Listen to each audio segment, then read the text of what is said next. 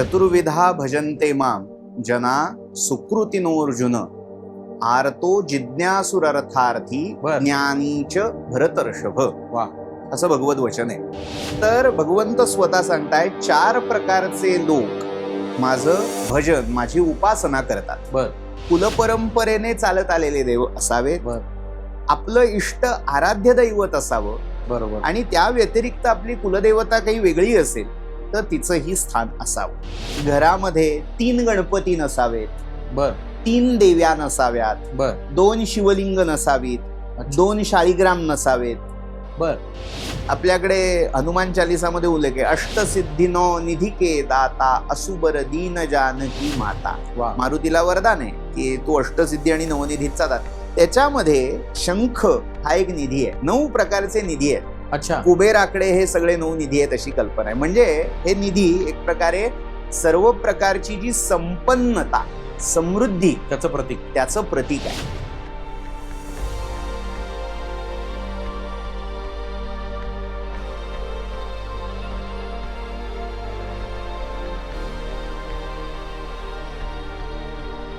नमस्कार. अभिस्टॉक या आपल्या पॉडकास्टच्या नवीन भागामध्ये आपल्या सर्वांचे मनपूर्वक स्वागत. प्रत्येक वेळेला वेगळे विषय आणि वेगळे पाहुणे घेऊन आपण तुमच्या भेटीला येतच असतो. तर आज तसाच वेगळा आणि प्रत्येकाच्या जिव्हाळ्याचा आणि प्रत्येकाला ज्याबद्दल कुतूहल आहे असा आपल्या प्रत्येकाच्या घरातला देवाचा विषय घेऊन मी तुमच्यासमोर येतोय. त्यासाठी आज आपल्याकडे पाहुणे आलेले आहेत. प्रणव गोखले सर, तुमचं मनपूर्वक स्वागत. नमस्कार. या प्लॅटफॉर्मवर आणि तुम्ही आज वेळ देऊन इथे आलात त्याबद्दल खरंच तुमचे आभार. प्रणव गोखले सरांबद्दल सांगायचं तर धर्मशास्त्र, संस्कृत या विषयाचा त्यांचा गाढा अभ्यास आहे. कीर्तनकार, निरूपणकार आणि प्रवचनकार म्हणून पण त्यांची ख्याती आहे आणि अनेक वेगवेगळ्या संस्था आणि वेगवेगळ्या कार्यामध्ये त्यांची सक्रिय सहभाग आहे. तर आज पूजा हा विषय आपण घेतलेला आहे की प्रत्येकाच्या आयुष्यात, प्रत्येकाच्या घरात ज्याच्या त्याच्या पद्धतीने देवघर असतं, तर आपण देवाची पूजा करतो आणि त्याच्या अनुषंगाने अनेक प्रश्न माणसाच्या मनात असतात. वंशपरंपरेने चालत असलेली परंपरा आपण चालू ठेवतो, पण त्याच्या मागचं कारण किंवा त्याच्या मागच्या भूमिका आपण कधी गांभीर्याने विचार करून शोधण्याचा प्रयत्न करत नाही. तर मला असे काही बरेच प्रश्न पडले होते. आमच्या संवादात तुमच्या लक्षात येईल की तुम्हाला हे प्रश्न कधीतरी पडलेच असतील. तर तसे प्रश्न आज सोडवण्याचा आम्ही प्रयत्न करतोय आणि मला खात्री आहे की गोखले सर याच्यात निश्चित आपल्याला मदत करतील. तर सर, परत एकदा तुमचं स्वागत. मला एक प्रश्न असा विचारायचा आहे की प्रत्येक माणूस कुठे ना कुठेतरी श्रद्धा ठेवून असतो आणि देवळात जाणे, तीर्थक्षेत्राला जाणे हे असतंच, परंतु प्रत्येकाच्या घरात त्याच्या पद्धतीने छोटं मोठं काही का होईना एक देवघर असतं आणि त्याच्यामध्ये त्याची श्रद्धास्थानं तिथे ठाण मांडून बसलेले असतात. तर माणसानी एक समाधान असतं की आपण देवाची पूजा करतो, वेळात वेळ काढून माणूस सश्रद्ध भावनेनी पूजा करतो. तर माणसानी पूजा का करावी, आणि दुसरी गोष्ट, खाली प्रत्येकाने आपापल्या परीने केलेली ही पूजा आहे ही खरंच देवापर्यंत पोहोचते का हो? म्हणजे त्याच्या मागचं काय शास्त्र आहे? आपण सुरुवात भगवद्गीतेतल्या भगवंताच्या वचनापासून करूया. वा. चतुर्विधा भजन्ते माम जना सुकृतिनोऽर्जुन आर्तो जिज्ञासुरर्थार्थी ज्ञानीच भरतर्षभ. वा, असं भगवत वचन आहे. अर्थ काय? तर भगवंत स्वतः सांगतायत 4 प्रकारचे लोक माझं भजन, माझी उपासना करतात. कोणकोणते? तर आर्त, जिज्ञासू, अर्थार्थी आणि ज्ञानी, असे 4 प्रकार आहेत. तर त्यातला आर्त म्हणजे ज्याला काही संकट पडलंय, ज्याला काही ना काहीतरी अडचण सतावतीये आणि त्यातून बाहेर पडण्यासाठी त्याला देवाची मदत हवी, हा पहिला प्रकार. दुसरा प्रकार आहे जिज्ञासू, ज्याला काहीतरी जाणून घ्यायचंय, ज्ञान हवंय, समजून घ्यायचंय, हा दुसरा प्रकार आहे. तिसरा प्रकार आहे अर्थार्थी, काहीतरी अपेक्षा आहे. मग केवळ समजून घ्यायचं नाहीये, मला काहीतरी प्राप्त करून घ्यायचंय. बरोबर. म्हणजे समजून घेणं हा एक भाग झाला, पण ते समजल्यावर मला प्राप्तही झालं पाहिजे. बरोबर. माझा लाभ झाला पाहिजे. मग तो लाभ कोणत्याही गोष्टीचा, मग आध्यात्मिक लाभही असू शकतो किंवा व्यावहारिक लाभही असू शकतो. बरोबर. तर तिसरा हा अर्थार्थी आहे आणि चौथा जो आहे तो ज्ञानी. ज्ञानी कसा आहे की त्याला कशाची अपेक्षा नाहीये, पण तो कृतज्ञतेने, बरोबर आनंदाने, समसमा भावाने ती पूजा करतोय. बरोबर. तर या पूजेमागच्या 4 धारणा असू शकतात. अच्छा.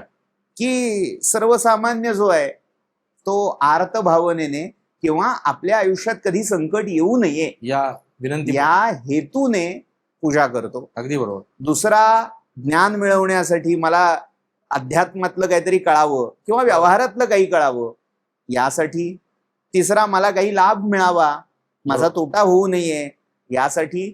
आणि चौथा जो आहे ते मला काहीही नकोय, मला जे दिलंय ते उदंड दिलेलं आहे. भगवंताच्या कृपेने माझ्याकडे काही कमी नाही, पण ज्याच्या कृपेने हे सगळं मिळालं त्याच्याविषयीची कृतज्ञता, त्याला मी काही देणं लागतो म्हणून या भावनेतून तो जी उपासना पूजा करतो ही चौथ्या प्रकारात वा. आहे. त्यामुळे हे 4 प्रकार आहेत.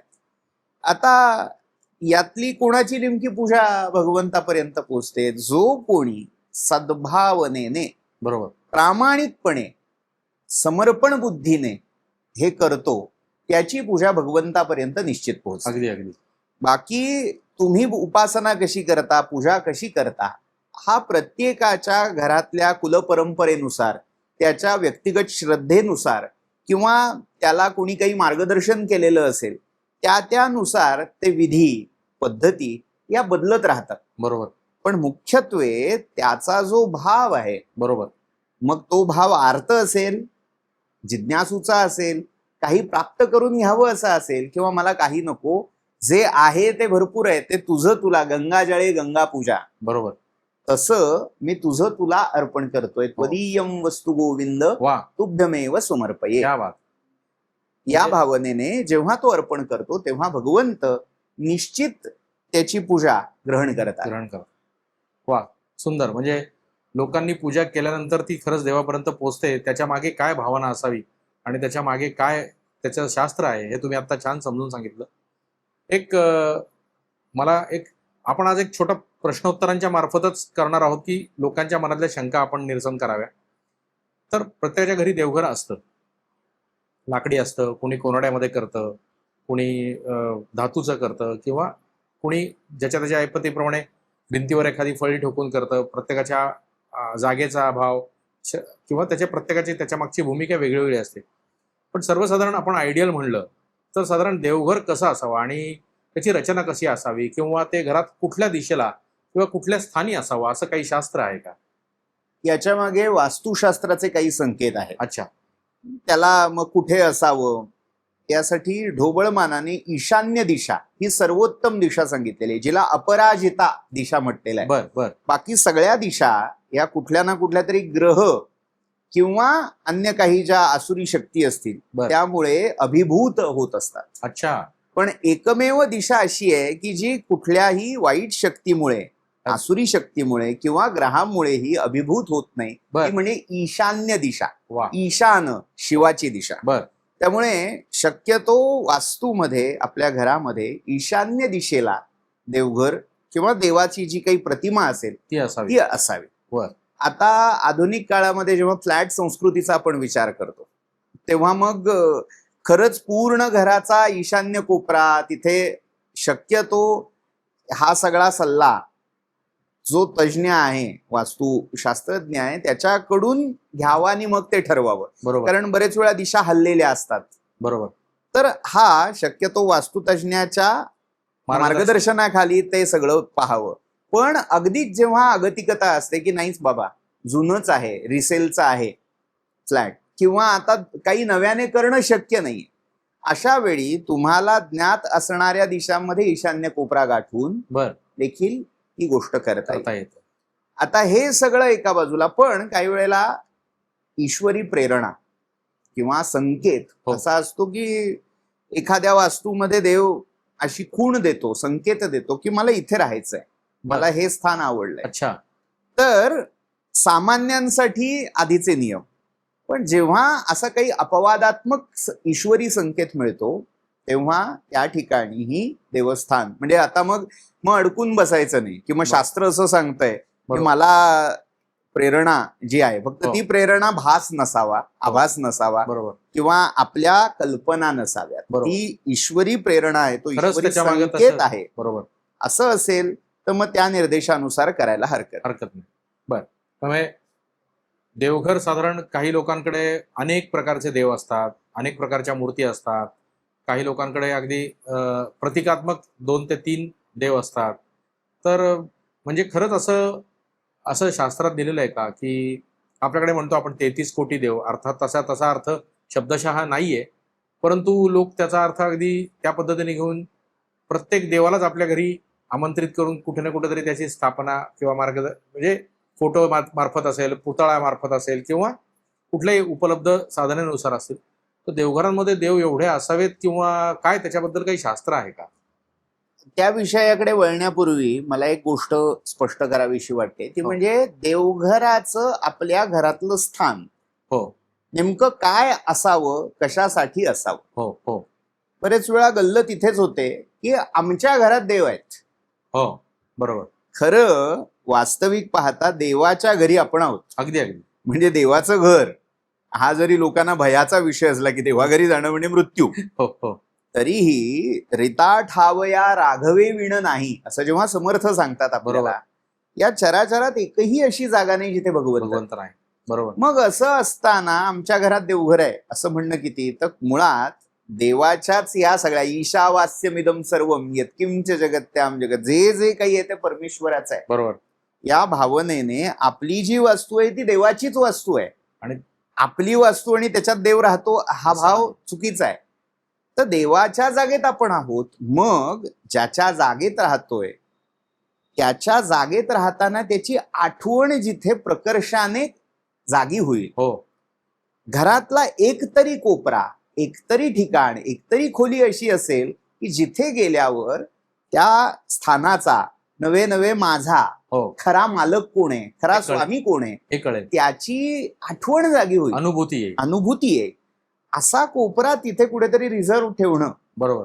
ही त्याच्या मागची मूळ प्रेरणा आहे. म्हणजे ती जी शक्ती आहे ती आपल्या घरात वास करते, त्याचा अनुभूती घेऊन त्याची श्रद्ध भावनेने आपण जर सेवा केली तर खरंच त्याचा फायदा नक्कीच होतो. म्हणजे अधिष्ठान अधिष्ठान. Correct. किंवा दुसरं त्याचं अस्तित्व जाणवण्यासाठी.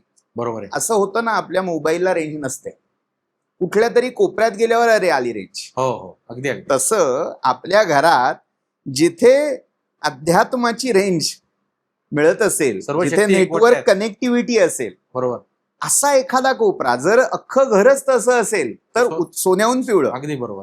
पण किमान एक कोपरा तरी असा असावा, म्हणून देवघर असावं. अगदी वा. क्या बात. म्हणजे आपण जिथे वावरतोय ते सगळं देवाचं आहे हा भाव. माझं अख्खं घर देवाचं आहे, पण प्रत्येक ठिकाणी आपल्याला तेवढी शुचिता, तेवढे निर्बंध पाळता येतातच असं सवळं नाही. पाळता येत नाही. मग किमान पक्षी एक कोपरा, त्यासाठी जेव्हा आपण राखीव ठेवू तेव्हा तिथे निर्माण होणारी तुमच्या उपासनेची ऊर्जा ही अख्ख्या घराला संतुलित करते, बॅलन्स वा. करते. क्या बात आहे. खूप छान. मग आता त्या कोपऱ्यामध्ये आम्हाला कोणाला ठेवायचंय, तो जो एक कोपरा असं आपण प्रातिनिधिक म्हणतोय, जी जागा आपण मुकर्रर केलेली आहे त्या जागी आम्हाला नेमकं काय काय ठेवायचंय, तर मुळात आपल्या प्रत्येकाचं एक इष्ट किंवा आराध्य दैवत असतं. बरोबर. त्याची स्थापना तिथे केलेली असावी. वा. आता मग याच्यामध्ये अजून 4 गोष्टी महत्वाच्या आहेत. एक, आपल्या इष्ट आणि आराध्याबरोबर आपण ज्या कुळामध्ये, ज्या घरामध्ये जन्म घेतलेला आहे, बरोबर. आपला वर्ण, जाती किंवा त्यानुसार जे जे काही आपण वंश परंपरा म्हणून जपतो आहोत त्यानुसार चालत आलेल्या वंश परंपरागत देवता. बर. याच्यामध्ये अनेक पिढ्यामध्ये पूजल्या गेलेल्या देवता असतील.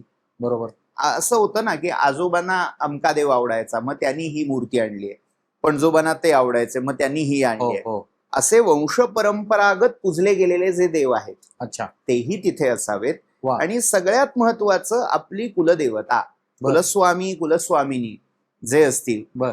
त्यांची प्रतिमा असावी. म्हणजे अच्छा. कुलपरंपरेने चालत आलेले देव असावेत, बर. आपलं इष्ट आराध्य दैवत असावं, बरोबर. आणि त्या व्यतिरिक्त आपली कुलदेवता काही वेगळी असेल तर तिचंही स्थान असावं. होय, आता आजकाल आपण म्हणतोय कोणाचा खंडोबा वेगळा असतो, कोणाचा जेजुरीचा असतो, कोणाचा इतरचा असतो, किंवा देवी कोणाची माहूरची असते, कोणाची तुळजापूरची असते, कोणाची कोल्हापूरची असते. तर यांच्या आपल्या ज्या काय कुलदैवत किंवा कुलदेवी म्हणून आपण ज्यांना मानतो किंवा ज्या आपल्या परंपरेने चालत आलेल्या आहेत, तर त्यांचं प्रातिनिधिक रूप आपल्या देवघरात असावं असं आपल्याला अवश्य असावं. सुचवायचंय. हो. बर, म्हणजे त्यांनी मग कोणत्याही, मग त्याचा काही मूर्ती, टाक, चित्रप्रतिमा, फोटो असं असेल तर शक्यतो कशासाठी, तर आपल्या सगळ्या वंशाचे, आपल्या कुळाचे चालक, पालक, मालक हे तिकडे बसलेत. हो. आपल्याला रोज तिकडे जाणं शक्य नाही, प्रत्येक महिन्यात शक्य नाही. अगदी बरोबर. मग वर्षाकाठी एकदा तरी तिथे जाऊन हजेरी द्यावी. बरोबर. आपले जे कुळधर्म कुळाचार असतील त्याचं पालन करावं, त्या देवाचा नैवेद्य करावा, त्याची पर्वकाळी म्हणजे त्याचं जे काही जयंती असेल किंवा विशेष म्हणजे आता शिव असेल तर चतुर्दशी प्रदोष, विष्णू असेल तर एकादशी द्वादशी आहे, बरोबर. देवी असेल तर अष्टमी नवमी आहे किंवा चतुर्दशी आहे, बरोबर.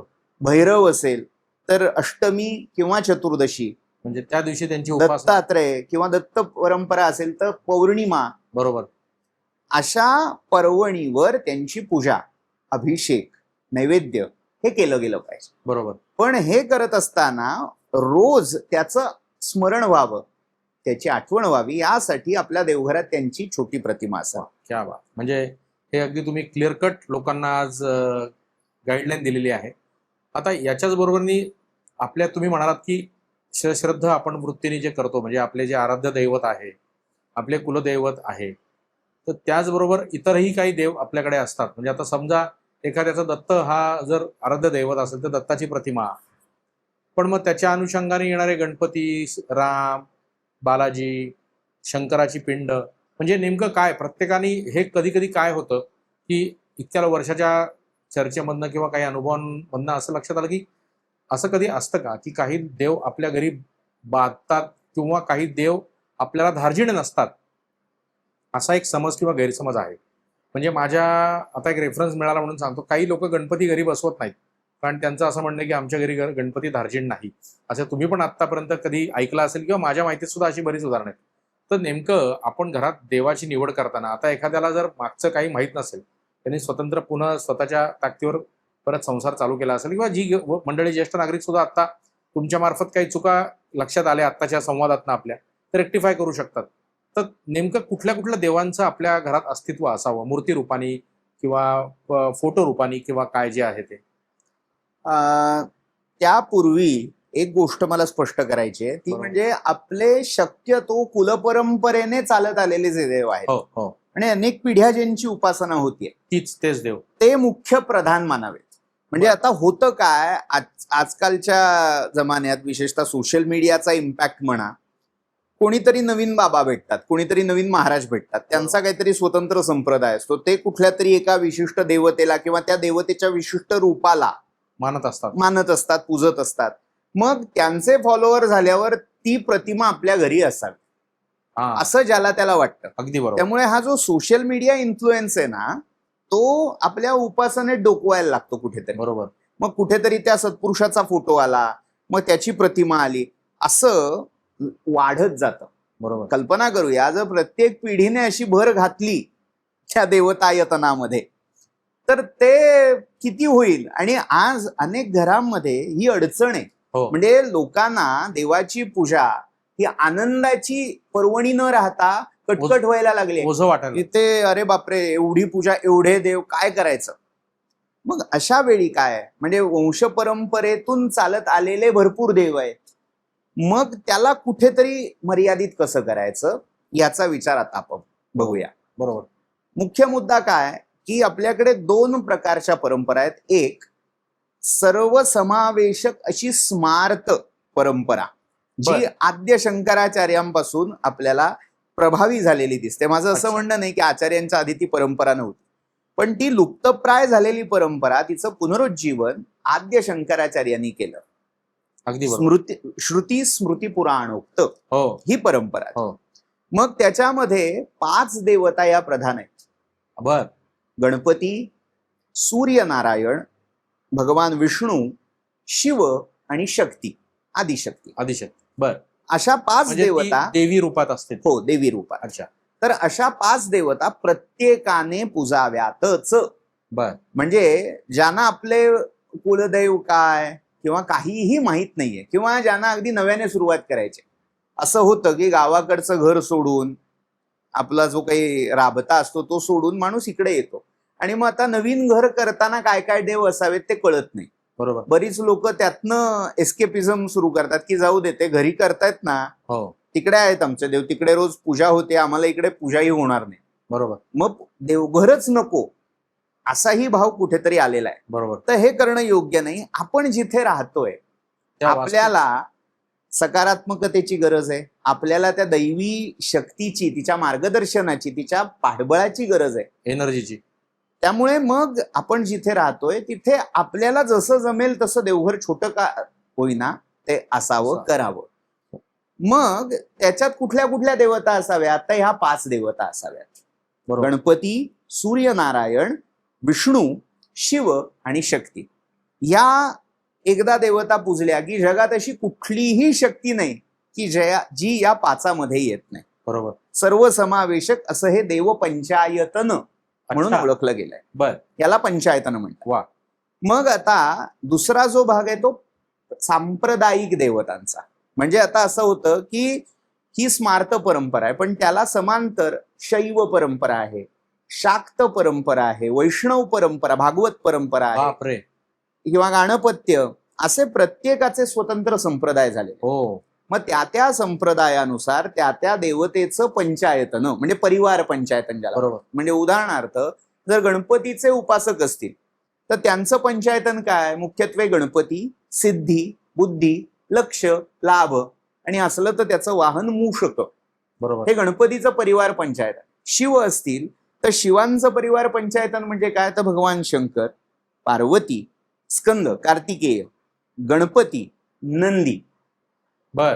हे शिवांचं परिवार पंचायतन आहे. मग काही ठिकाणी नंदी किंवा कार्तिकेयाची पूजा न करता त्याऐवजी गंगेची पूजा, नागाची पूजा, असंही काही पर्यायी आहे. अच्छा. म्हणजे संप्रदाय परत्वे हे भेद होत जातात. राम पंचायतन पण आपण म्हणतो. राम पंचायतन आहे. रामपंचायतनामधला भाग कसा आहे की मुख्य प्रभू रामचंद्र, माता जानकी, लक्ष्मण, भरत, शत्रुघ्न हे 5 होतात. पण हे पंचायतन मारुतीशिवाय पूर्ण होत नाही. त्यामुळे समोर दास रूपातला, हात जोडलेल्या अवस्थेतला मारुती हे रामपंचायतन आहे. हो, त्याशिवाय ते पूर्ण होत नाही. तर असं 2 प्रकारे तुम्ही करू शकता. ज्यांच्याकडे कुलपरंपरेने असा संप्रदाय आहे, सांप्रदायिक उपासना आहे, त्यांनी परिवार पंचायतन पुजायला हरकत नाही. ज्यांच्याकडे ते नाही किंवा अनेक देव झालेले आहेत त्यांनी किमान पक्षी गणपती, सूर्य, विष्णू, शिव आणि शक्ती हे पंचायतन पुजायला हरकत. म्हणजे एवढे मेन आपले जे बेसिक एनर्जी देणारे जे देव आहेत, पहिले 5 तुम्ही सांगितलं, गणपती आणि हे सूर्यनारायण, तर त्याच्या व्यतिरिक्त ज्याच्या त्याच्या धार्मिक धारणेनुसार. मग आता दक्षिणेमध्ये आपण गेलात तर ह्याला अजून एक जोड मिळते, त्याला षण्मत असं म्हणतात. म्हणजे कार्तिकेय, सुब्रमण्य, बर, हा याच्यात ऍड होतो. काही ठिकाणी सूर्याऐवजी सुब्रमण्याची उपासना करायची पद्धत. अच्छा. काही ठिकाणी म्हणजे विशेषतः अघोर उपासना किंवा शैव उपासनेमध्ये वीरभद्र किंवा भैरव यांचीही मूर्ती दिसते. शक्यतो गृहस्थाच्या घरामध्ये कालभैरव पूजला जात नाही, तो बटूक किंवा सौम्य स्वरूपात पूजला जातो. बरोबर. पण कुळधर्मात जर ती देवता असेल, परंपरेने आलेलं असेल तर ते दैवतही पूजलं जातं. आता याच्यामध्ये तुम्ही म्हणालात तसं हे सगळे देव असावेत, पण असं काही देव आपल्या घरात जे खूप कोपिष्ट किंवा ज्यांचा नाद करू नये असे काही देव, उदाहरणार्थ शनी लोक आज देव मानतात, तर असे काही देव आहेत का की जे आपल्या देवघरात शक्यतो नसावेत? म्हणजे त्यांच्या नादी लागू नये, त्यांचं काही करताना हेळसांड झाली, कमी जास्त झालं तर त्याचे जे परिणाम आहेत तर ते भोगणं आपल्या दृष्टिकोनातून फार अवघड परिस्थिती आहे. तर असे काही देव आहेत का की जे शक्यतो आपल्या देवघरात शक्यतो नसावेत? असे काही प्रतिकात्मक देव आहेत? मुळात आधी एखादी देवता पूजेमध्ये देवघरामध्ये नसावी याच्या मागची मूळ कल्पना काय ती समजून घ्यायला लागेल. ती कल्पना अशी की शक्यतो देवघराचा जेव्हा विचार केला जातो तेव्हा पूजा करणारा हा गृहस्थाश्रमी आहे हे गृहीत धरलेलं आहे. बर. गृहस्थाश्रमी माणसाने त्याचा एकूण जो प्रपंच आहे, संसार आहे, परिवार असं म्हणूया, त्या सगळ्याचं संतुलन टिकून राहावं, सगळे एकोप्याने नांदावेत, यासाठी कशी उपासना, कोणाची उपासना करावी याचे नियम किंवा याचे दंडक दिलेले आपल्याला आढळतात. बर बर. म्हणजे अमकी देवता घरात पूजू नये असं म्हणणं सोपं आहे, पण का पूजू नये त्याच्या मागचं कारण. अच्छा. उदाहरणार्थ, पूर्वीच्या काळी घरामध्ये अग्नी प्रज्वलित असायचा, अग्निहोत्र, अखंड अग्निहोत्र असायचा. तर घरामध्ये जेव्हा अग्नी ठेवला जातोय, आज तुम्ही फ्लॅट संस्कृतीमध्ये घरातली दोघही नवरा बायको जर जॉबला जात आहेत आणि तो आमच्या घरात तो प्रज्वलित ठेवला तर केवढी रिस्क असू शकते. अगदी अगदी बरोबर आहे. तर तिथे हा विचार करावा लागतो, मग तिथे अग्निहोत्र घ्यायचं का नाही, इथपासून सुरुवात होते. तसं जेव्हा तुम्ही एखाद्या देवतेची प्रतिमा आणून देवघरात ठेवताय तेव्हा ती धातूची किंवा मातीची, दगडाची अशी मूर्ती केवळ नाहीये, ते तत्व तुम्ही त्या प्रतिमेच्या, प्रतीकाच्या रूपामध्ये घरी आणून प्रतिष्ठापित करता आहात. हो बरोबर आहे. म्हणजे थोडक्यात ते जेव्हा तत्व तुम्ही बोलावता आहात, त्या तत्वाबरोबर तिचा म्हणून जो परिवार आहे, तिची जी स्पंदनं, तिची जी ऊर्जा आहे, त्या सगळ्याला तुम्ही घरी बोलावताय, आपसुकच येणार. मग जेव्हा अशा काही उग्र प्रकृतीच्या देवता आहेत, विशेषतः भैरव, कालिका, चामुंडा किंवा अन्य काही अगदी वैष्णव रूप ही सौम्य मानली जातात, पण त्यातही उग्र नरसिंह हे दैवत आहे, किंवा वीर प्रताप रूपातला हनुमान, मारुती, या सगळ्यांच्याही मूर्ती जेव्हा तुम्ही घरी बसवता आहात, देवघरात ठेवता आहात, तेव्हा त्याची त्या रूपातली उपासना झेपवण्या इतकी शुचिता, ती ताकद आपल्यात आहे का, आपल्या घरात आहे का, याचा पुनर्विचार व्हायला हवा. अगदी बरोबर. बरेच वेळा असं होतं, लोकांना क्रेज आहे, ट्रेंड्स असे फिरत असतात ना, तसं की भैरव उपासना, अरे वा भैरव उपासना सुरू केली, फारच व्हायला लागले ते. हा, मग कालभैरवाची मूर्ती आणून जर घरात ठेवली तर भैरव हा स्मशानवासी देव आहे, तो वैराग्य देणारा आहे. म्हणजे तो वाईट आहे असं नाही, पण त्याने त्याचं मूळ रूप प्रकट केलं, त्याचा जो स्वभाव आहे. यामध्ये सगळ्यात मोठी गोष्ट काय आहे की त्या देवतेसारखा तिचा उपासक, तिचा अर्चक जो आहे, पूजा करणारा, तो देवतेसारखा हळूहळू व्हायला लागतो. अरे बापरे. आदर्श केसमध्ये.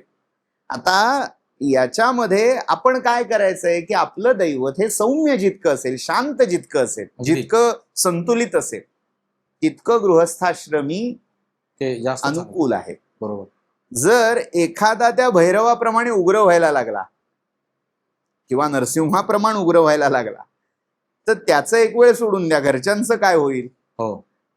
त्यामुळे ती उपासना शक्यतो सौम्य, शांत, समृद्ध, संपन्न अशा रूपातल्या देवतांची करावी, हा गृहस्थाश्रमी माणसासाठी बरोबर केलेला नियम आहे. पण आता ह्याला अपवाद काय काय, जे त्या संप्रदायाचे, त्या एका सिस्टीमचे अनुयायी आहेत. बरोबर. एखादा अघोर उपासक असेल, मग त्याने करू नये का, त्याने करावी. त्याच्या संप्रदायानुसार, त्याच्या कुलपरंपरेतून जे काही आलेलं आहे, अर्थात कुलपरंपरेने आलं पण मला दीक्षा नाहीये, संप्रदायामध्ये ही एक फार महत्वाची गोष्ट आहे. केवळ कुलपरंपरेने तो संप्रदाय आलाय म्हणून मी त्यात दीक्षित होतो असं नाही, मला स्वतंत्र दीक्षा घ्यावी लागते. मला तिथे जाऊन त्या संप्रदायांच्या मुख्य गुरूंकडून ते जे इनिशिएट व्हावं लागतं, तसं मी जिथपर्यंत दीक्षित होत नाही त्यांचा सविधी, बरोबर, तिथपर्यंत मला तो अधिकार नाही. मी नुसता एक बंद पडू नये म्हणून चालू ठेवणारा एवढाच भाग राहील, पण मुख्यत्वे त्याचे जे काही उपयोग आहेत, उपयुक्ततावाद हा तिथेही येतोच की याचा नेमका काय उपयोग, मला फायदा काय. बरोबर. तर तो बघायचा असेल, किंवा किमान पक्षी कोणतेही तोटे व्हायला नको असतील, बरोबर, तर त्या संप्रदायाची दीक्षा घेऊन ती उपासना करायला हरकत नाही. मग हीच गोष्ट वीर मारुती किंवा प्रताप मारुती ज्याला म्हणूया, नरसिंहातला उग्र नरसिंह, गृहस्थाश्रमी माणूस करू शकतो, पण कुठल्या रूपात, लक्ष्मी नरसिंह, सौम्य नरसिंह जो आहे त्याची उपासना करू शकतो. अच्छा. पण ती करतानाही बरेच डूज आणि डोंट्स हे अच्छा. आहेत. हो. म्हणजे शुचिता अनेक बरोबर. स्तरावरची ही तिथे महत्वाची आहे. बरोबर. तसंच काहीसं दत्त स्वरूपाबद्दलही आहे. बर. भगवान दत्तात्रेयांची जेव्हा आपण उपासना करतोय तेव्हा विशेषतः नरसिंह सरस्वती असतील किंवा त्रिगुणात्मक त्रैमूर्ती ज्या त्रिमुखी स्वरूपाची आपण उपासना करतो, श्रीपाद श्री वल्लभ असतील, श्रीपाद श्रीवल्लभ असतील, या सगळ्यांच्या उपासनेत त्यातल्या त्यात श्रीपाद श्रीवल्लभांची उपासना सोपी आहे, स्वामी समर्थांची उपासना सोपी आहे. बर. कारण श्रीपाद श्रीवल्लभ हे नैष्ठिक ब्रह्मचारी रूपात आहेत. बर.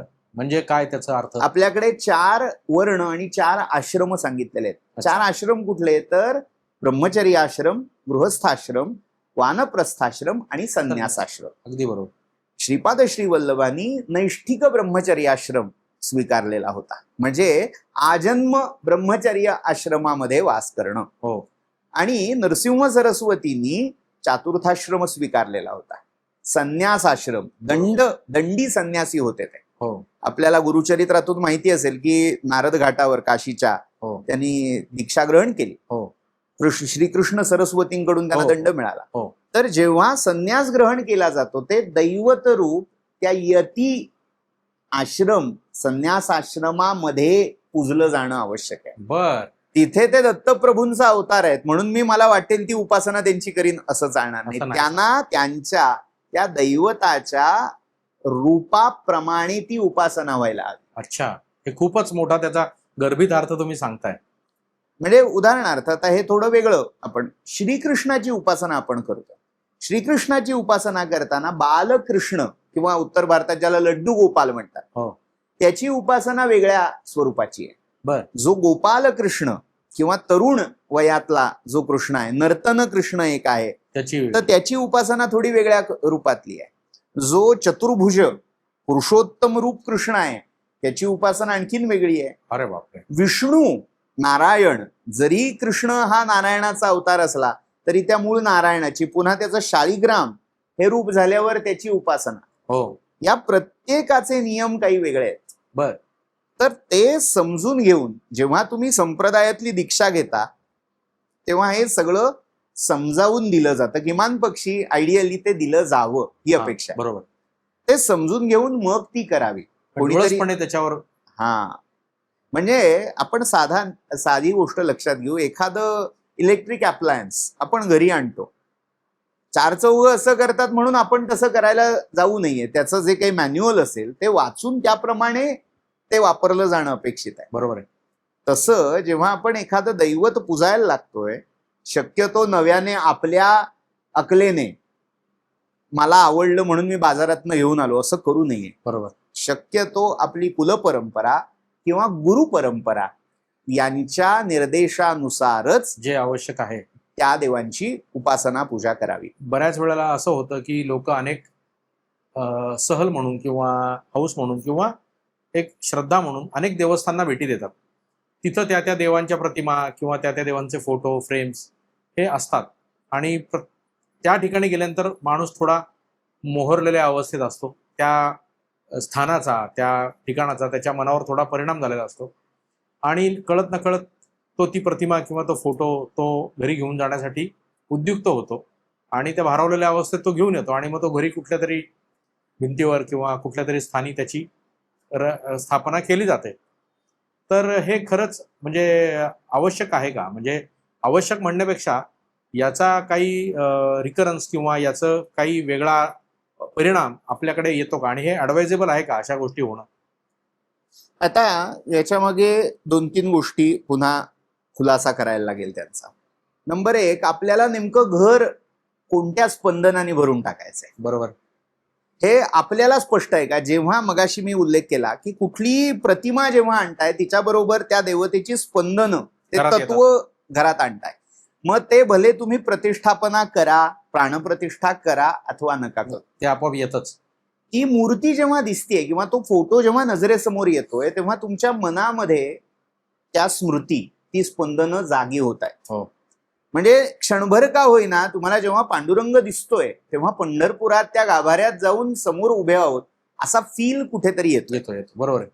मग जर आपण आपल्या राहत्या घरात प्रत्येक भिंतीवर अशी तीर्थयात्रेतली देवळातली प्रतिमा फोटो लावत गेलो तर आपलं घर घर राहणार आहे का? नाही.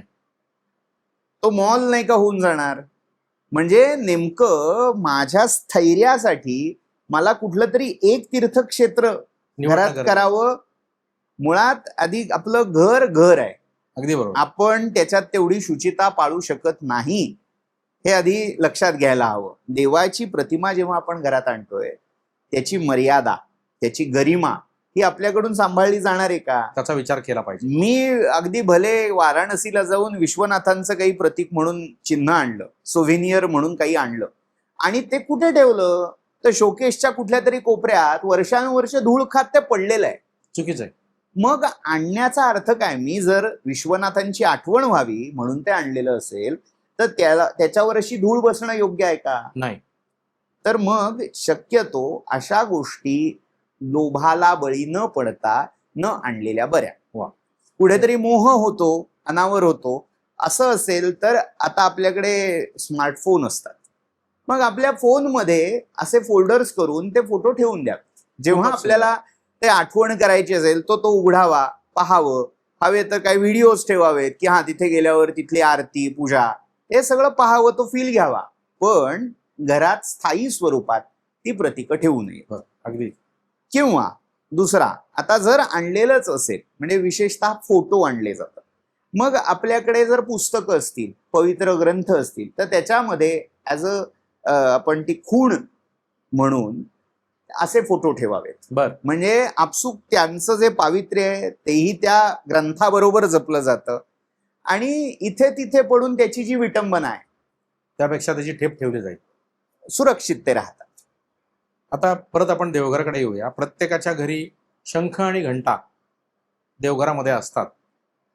तर शंख आणि घंटा हे देवरूप आहे का? आणि त्याचं प्रतीक म्हणजे कुठल्या देवाचं प्रतीक आहे किंवा त्यांना देवत्व का प्राप्त झालं आणि ते शंख आणि घंटा प्रतीक म्हणून आपल्या देवघरात बाय डिफॉल्ट प्रत्येकाच्या देवघरात नॉर्मली असतात. तर त्याच्या मागचं काय शास्त्र आहे आणि त्याचं काय म्हणजे महत्व आहे? मुळात शंख आणि घंटा या देवघरामध्ये असण्यामागे 4 वेगवेगळ्या धारणा सांगितलेल्या आहेत. त्यातली सामान्यतः जी धारणा सांगितली ती आहे निधी स्वरूपामधली धारणा. म्हणजे शंख आणि घंटा हे निधी प्रतीक आहे. निधी म्हणजे आपल्याकडे आगम नावाची एक स्वतंत्र शाखा आहे. आगमशास्त्र म्हटलं जातं. आगम आणि निगम असे शब्द आपण ऐकले असाल. आगम म्हणजे तंत्र एक प्रकारे. प्रत्येक देवतेचं एक तंत्र आहे आणि त्या तंत्रानुसार त्याचं क्षेत्र, त्याचं मंदिर हे उभं केलं जातं. अच्छा.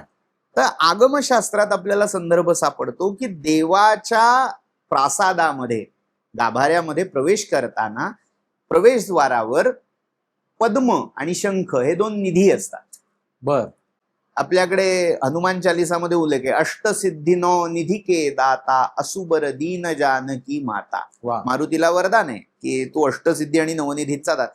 त्याच्यामध्ये शंख हा एक निधी आहे. 9 प्रकारचे निधी आहेत. अच्छा. कुबेराकडे हे सगळे 9 निधी आहेत अशी कल्पना आहे. म्हणजे हे निधी एक प्रकारे सर्व प्रकारची जी संपन्नता, समृद्धी त्याचं प्रतीक आहे. अच्छा.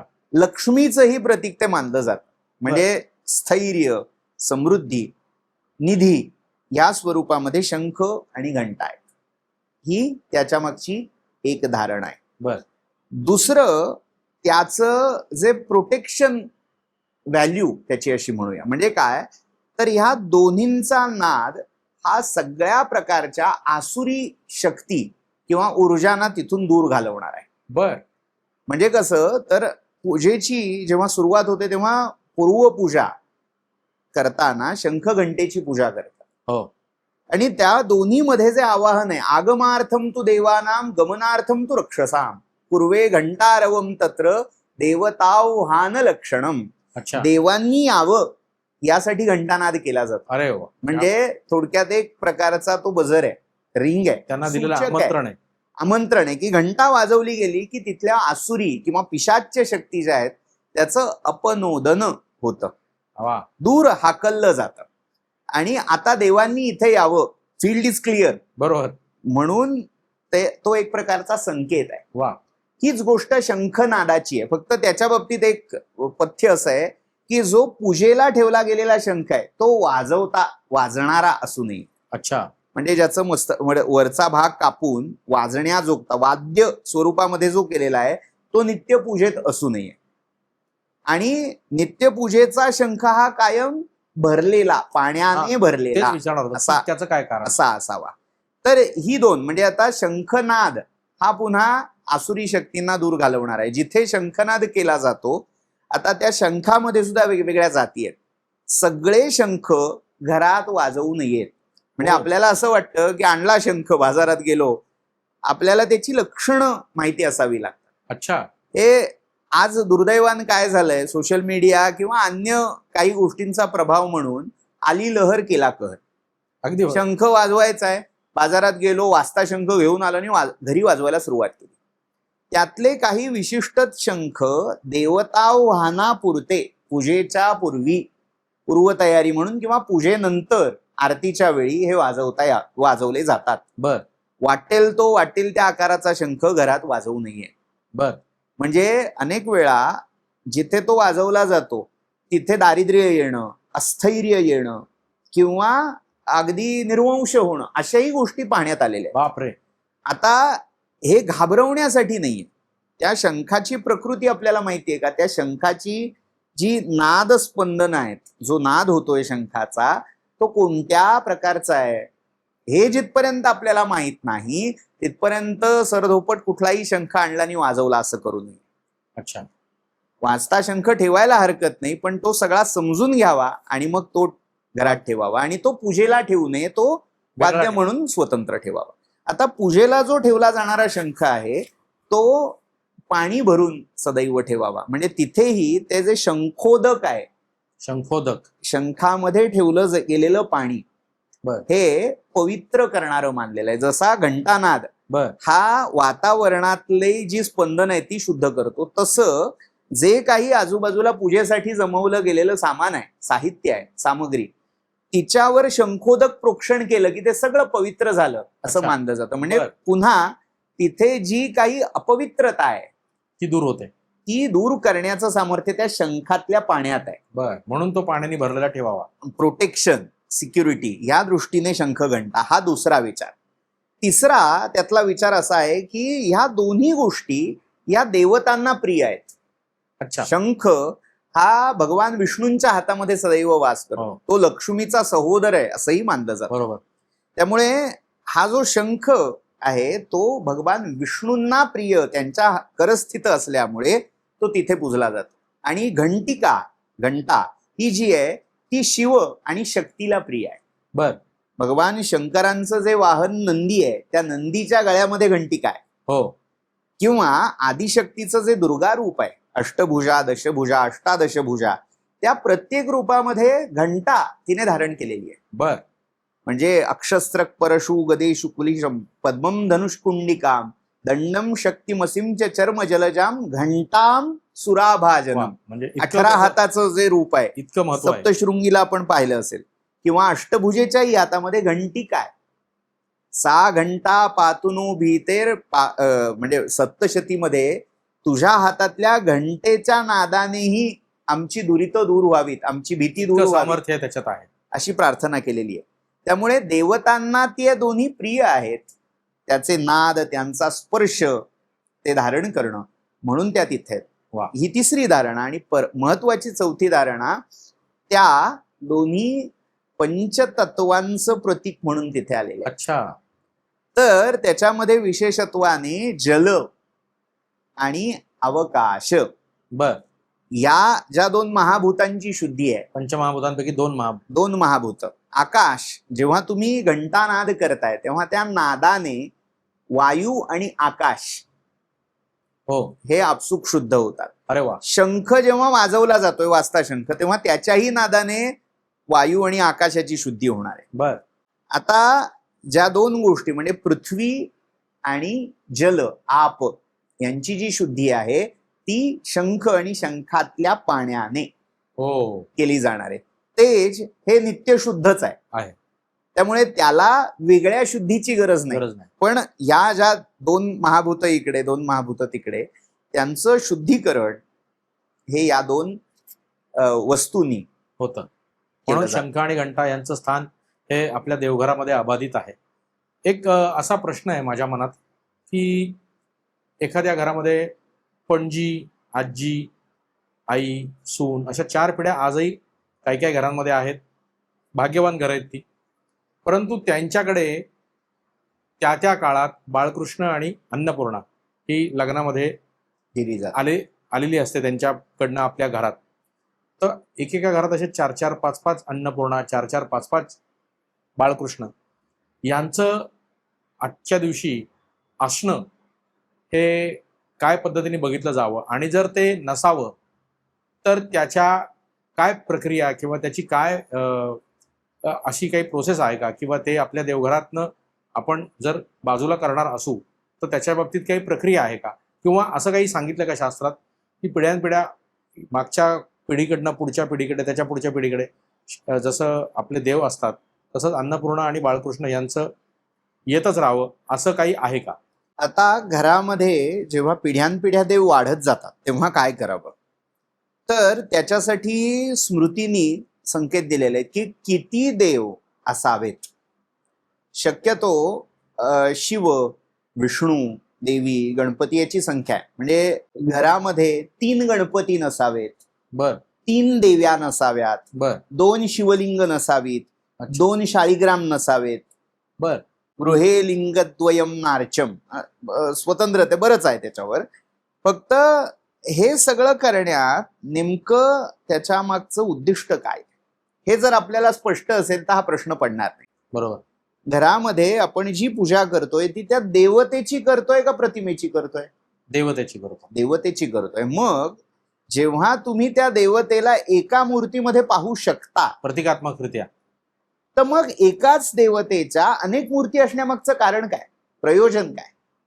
उदाहरणार्थ तुम्हाला मी घरी बोलावलं आणि तुम्हाला बसायला एका वेळी 4 आसनं दिली, 4 खुर्च्या दिल्या, बसा इथे बसा, इथे पण बसा, इथे पण बसा, तुम्ही एका वेळी एकातच बसणार आहात. हो.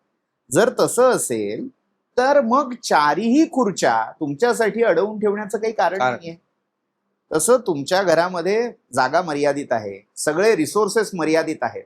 मग अशा वेळी एकाच देवतेच्या अनेक मूर्ती ठेवण्याचं काही कारण नाही. बरोबर. आता ह्याच्यात अपवाद काय असतो, तर जेव्हा विशिष्ट व्यक्तीचं प्रतीक म्हणून ती प्रतिमा घरात आहे. अच्छा. अन्नपूर्णेच्या बाबतीत आपण म्हणूया, म्हणजे ती स्त्री जेव्हा आपल्या माहेराहून ती अन्नपूर्णा घेऊन येते, एक प्रकारे ती अन्नपूर्णा त्या स्त्रीचं प्रतीक आहे. बर. त्या स्त्रीचं अत्यंत उदात्त अंतिम ईश्वरी रूप काय असेल तर ती अन्नपूर्णा आहे. हो. त्यामुळे अन्नपूर्णा ही ती स्त्री जेव्हा दिवंगत होते, अच्छा, तिच्या बरोबर ती बाजूला ठेवायला हरकत नाही. अच्छा. देवघरातून. म्हणजे आता कितीही पिढ्या एकत्र नांदत असल्या तरी 3 पिढ्यांच्या वर घरात अन्नपूर्णा असणार नाही. एवढी दीर्घायुषी अजून असलं एखाद्या घरामध्ये तरीही 2 अन्नपूर्णा ज्या ऍक्टिव्ह मोडमध्ये आहेत, ज्या घरातल्या ऍक्टिव्ह स्त्रिया आहेत त्यांच्या 2 ठेवल्या तरी त्या 2 किंवा एकीच्या पूजेने बाकी सगळ्यांची पूजा केल्याचं श्रेय मिळणार आहे. अच्छा. त्यामुळे 2 अन्नपूर्णा ठेवायला हरकत नाही. तसंच बाळकृष्णाच्या बाबतीत, म्हणजे बाळकृष्ण हे आता किती वाढवत न्यायचं, एका घरामध्ये 4 मुलं आहेत तर 4 बाळकृष्ण ठेवायची गरज नाही. एक बाळकृष्ण ठेवून त्याची पूजा केली की बाकी सगळ्या बाळकृष्णांची पूजा केल्यासारखीच आहे. अगदी बरोबर. पूजा ही मूर्तींची नाही, त्या देवतेची आहे. हे लक्षात घेतलं की किती मूर्ती असाव्यात याचा काही प्रश्नच अप्रस्तुत होऊन जातो. त्यामुळे आता त्याच्यात अजून एक अपवाद असा आहे की जेव्हा एखादी मूर्ती वंश परंपरेने सुरू आहे आणि सत्पुरुषाने अधिक काही देऊ केलं, बर, तर आपल्या गुरुस्थानी जर ते असतील, सत्पुरुष असतील, तर ती मूर्ती अशा वेळी ठेवायला हरकत नाही. याची उदाहरणं म्हणजे आता पुन्हा ही अपवादात्मक असतात. उदाहरणं टेंबेस्वामी महाराज ज्यांनी चातुर्थाश्रम स्वीकारलेला आहे, त्यांच्याच पूजेमध्ये 2 दत्तमूर्ती होत्या. अरे वा. बर. पण ते टेंबेस्वामी महाराज होते, हे लक्षात ठेवायचं. त्यांची सिद्धी आणि त्यांचं स्थान वेगळं. म्हणजे ते नदेव चरितंचरेत, देव वागतात म्हणून आपण तसं वागायला जाऊ नये. पण असं जर अपवादात्मक स्थितीत काही झालं तर त्याचा अवहेरही करू नये. अच्छा, ठीक आहे. म्हणजे आज त्या पद्धतीने लोकांना एक जे काय प्रश्नांचं उत्तर मिळायचं होतं ते मिळालं. आता पूर्वीच्या काळी त्रिकाल पूजा करत असत, सकाळ दुपार संध्याकाळ. आताच्या काळी व्यावहारिकदृष्ट्या ते शक्य नाही. पण त्रिकाल पूजेचं काय महत्व होतं? म्हणजे का ती अशी कन्सेप्ट होती की एकदा देवाला एकदा सकाळी पूजा केली तर ती ठीक होती, म्हणजे अगदी भक्तिभावाने सकाळी उठल्यानंतर माणसाने स्नान संध्या सगळं करून पूजा केली, परत दुपारी का, परत संध्याकाळी का? त्याच्यामागे काय शास्त्र होतं अगदी थोडक्यात मला सांगा. सगळ्या पूजेमागचं शास्त्र यथा देहे तथा देवे. बरोबर. आपल्या देहाला जे हवंय ते आधी देवाला अर्पण करा. बर. तेन त्यक्तेन भुंजिथा.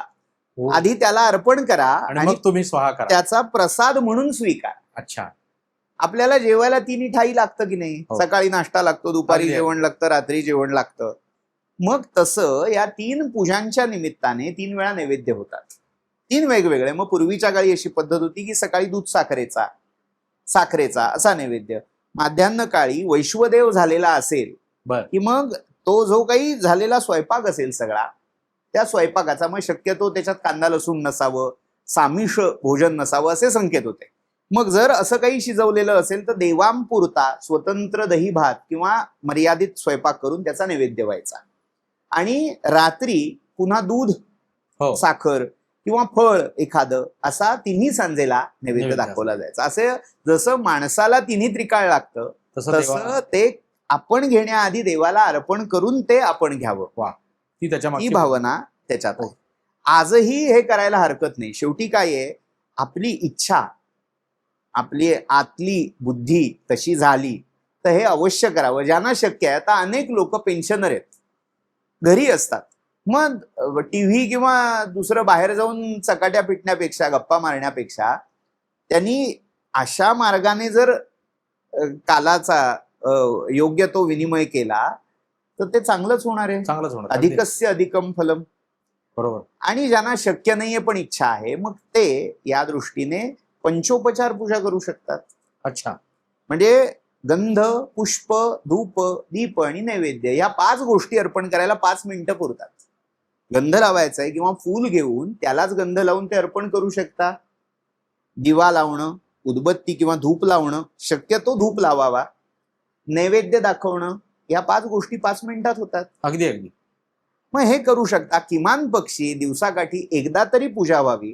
आणि पूजे व्यतिरिक्त विशेषतः ज्याला आपण तिन्ही सांज म्हणतो, प्रदोष काळी दिवा हा प्रज्वलित व्हावा आणि धूप, कर्पूर आरती ही शक्य असल्यास करावी. आता एक मला असं विचारायचंय की प्रत्येकाच्या देवघरात टाक असतात, त्याच्या कुलपरंपरेने चालत आले. तर टाकांचं महत्व काय असतं आणि ते त्याची काय नियम किंवा त्यांच्या संदर्भात काही आहेत का? किंवा असं म्हणतात लग्नात किंवा दुसऱ्या काही कार्यात ते नवीन बनवतात किंवा असं काही असतं, तर त्याच्या मागे काय शास्त्र आहे? मुळात प्रायः हे टाक कुलदेवतेचे असतात. हो. म्हणजे तुमची जी कुलदेवता, कुलस्वामी कुलस्वामिनी त्यांचे टाक असतात. मग शक्य ज्यांची ऐपत आहे ते सोन्या चांदीचे करतात, ज्यांची ऐपत नाही पितळी तांब्याचे, यथाशक्ती ते केले जातात.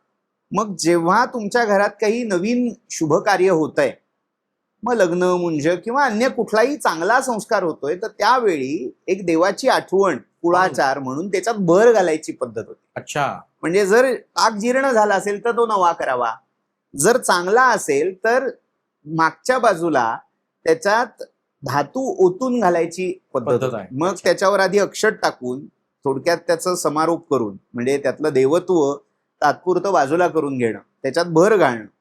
मग ज्यांना ते शक्य नसायचं ते नवे करायचे. मग नवा केल्यावर जुना पण पूजायचा, नवा पण पूजायचा असं करू नये. ती नवीन प्रतिमा ठेवावी आणि जुनी विसर्जित करावी. मग त्याची दुसरी पद्धत की एकदा त्यातलं देवत्व विसर्जित झालं की त्याचा धातू एकत्र करून, म्हणजे आटवून त्याची स्वतंत्र नवीन प्रतिमा करायलाही हरकत नाही. बरोबर. त्या पद्धतीने पण आपण करू शकतो.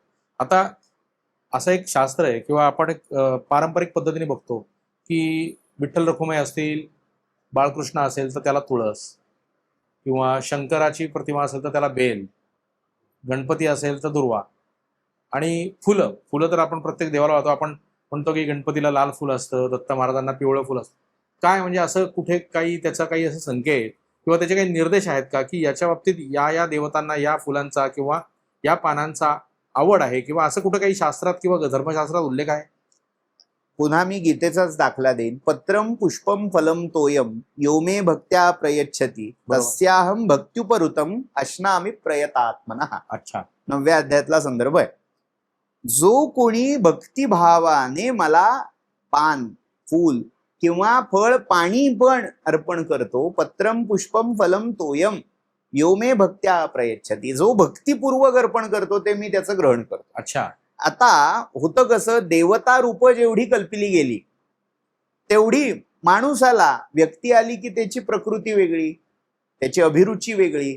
तसं देव जेव्हा त्या देवतेची कल्पना आपण करतोय, हो. त्याचं मूळ तत्व काय आहे, त्या तत्वानुसार त्या तत्वाला अनुकूल असणाऱ्या गोष्टी, मग रंग, फुलं, पानं, फळं, या सगळ्याचे निर्देश या सगळ्या स्मृती, पुराण याच्यामध्ये आलेले दिसतात. बर. मग कुठल्या देवतेला कोणती पत्र विशेष आवडतात, कोणत्या ऋतूमध्ये कोणतं फूल कोणत्या देवाला घालावं, बर, एरवी घालू नये, अच्छा, हे सगळे डूज आणि डोंट्स ह्याच्यावर स्वतंत्र एक विचार करण्यासारखा आहे. अच्छा. म्हणजे पण त्याचे असे स्पष्ट निर्देश आहेत. निर्देश आहेत. आपल्याला पद्मपुराणामध्ये याचे सगळ्यात अधिक उल्लेख मिळतात. मग कुठलं फूल कुठल्या देवाला कुठल्या ऋतूत घालावं, बरोबर, कोणत्या रंगाचं घालावं, पान कसं असावं, मग बिल्वपत्र वाहताना कसं खालचा भाग वर का वरचा, म्हणजे तो जो गुळगुळीत भाग आहे हो, ते घालावं, हे सगळे निर्देश. अच्छा.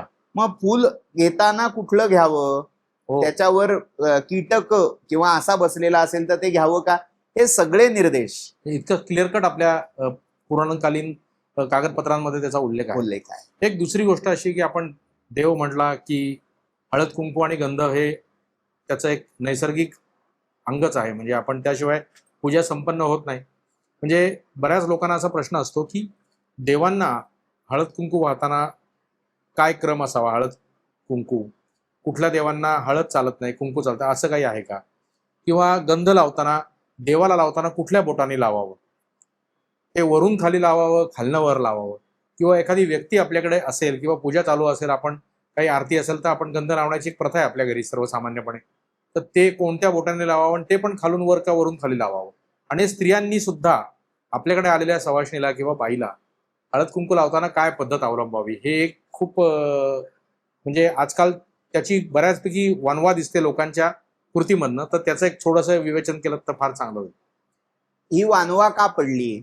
कारण आपण आपल्या आधीच्या पिढीकडे याची पृच्छा केली नाही. म्हणजे का असं का म्हणण्यापेक्षा ते कसं करायचंय, का नंतर येऊ दे. पंचायत काय आहे, सांगितल्यावर हे कशाला करायचं हाच प्रश्न, उपयुक्ततावाद. बरोबर. याचा फायदा काय ते करण्यापेक्षा फायदा नंतर कळणार आहे ना. आधी कसं करायचंय ते समजून घ्या, करायला लागा, मग फायदे कळतील.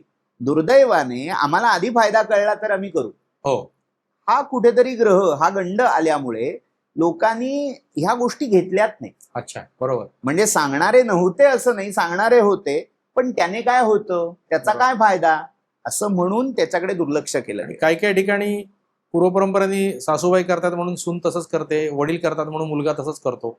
मग ते वडील चुकीचं करत असेल तरी मुलगा त्याच पद्धतीने पुढे जातो, किंवा मग ते विचारत नाहीत मागच्या पिढीला की अरे हे बरोबर आहे का, तर हे काय, म्हणजे त्याच्या मागचं मी आता विचारलेले प्रश्न जे आहेत तर त्याचं नेमकं काय असावं, म्हणजे त्याच्या मागचं त्यातला सगळ्यात आदर्श भाग हाच आहे की जे तुम्ही करताय त्याच्या मागचं शास्त्र समजून घ्यावं आणि मग डोळसपणे करावं. हे त्यातला आदर्श उत्तर आहे, अपेक्षित उत्तर आहे. अगदी बरोबर. पण त्यातला आता छुपा भागही लक्षात घ्यायला हवा. जेव्हा तुम्हाला आदर्श काय आहे सांगणारच कोणी नाहीये, तर मग काय करणार, मग तेव्हा काय करावं. असे रिसोर्स पर्सन नाहीत, असं पुस्तक नाही तुमच्याकडे. आज आमच्याकडे आमच्या धर्माची पुस्तकं घरात नसतात, दुर्दैव आहे.